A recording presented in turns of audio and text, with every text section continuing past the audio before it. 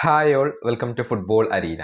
Neymar Junior കഴിഞ്ഞ മത്സരങ്ങൾ ഒക്കെ തന്നെയും പരിക്കും വെച്ചുകൊണ്ടാണ് കളിച്ചിട്ടുള്ളത്. എന്നിട്ടും മികച്ച പ്രകടനം പുറത്തെടുക്കാൻ നെയ്മർക്ക് കഴിഞ്ഞിരുന്നു.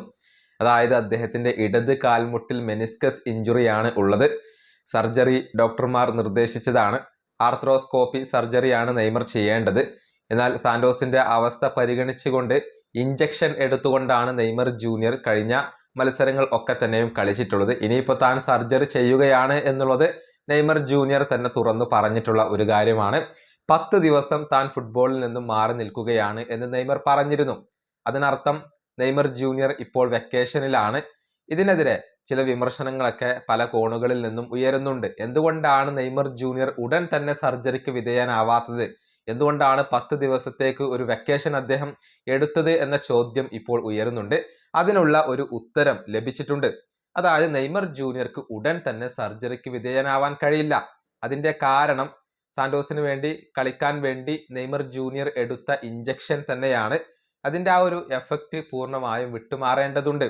അതുകൊണ്ട് തന്നെ 10 ദിവസത്തെ ഒരു ഗ്യാപ്പ് അവിടെ ആവശ്യമാണ്. മാത്രമല്ല ആ വീക്കം ഇപ്പോഴും അവസാനിച്ചിട്ടില്ല.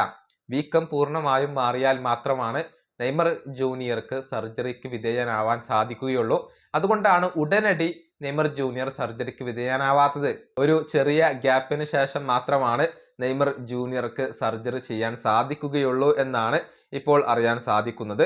ഏതായാലും ഇനി സർജറി ചെയ്തു കഴിഞ്ഞാൽ നെയ്മർ എത്ര കാലം പുറത്തിരിക്കേണ്ടി വരും, അതും ആരാധകർക്ക് അറിയേണ്ട കാര്യമാണ്.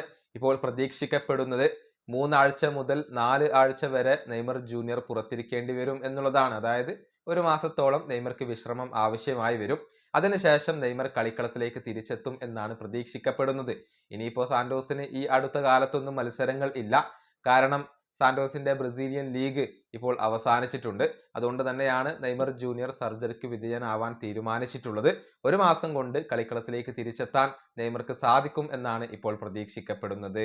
ഈ വീഡിയോ അവസാനിപ്പിക്കുന്നു. അടുത്തൊരു വീഡിയോ കൊണ്ടും കാണാം.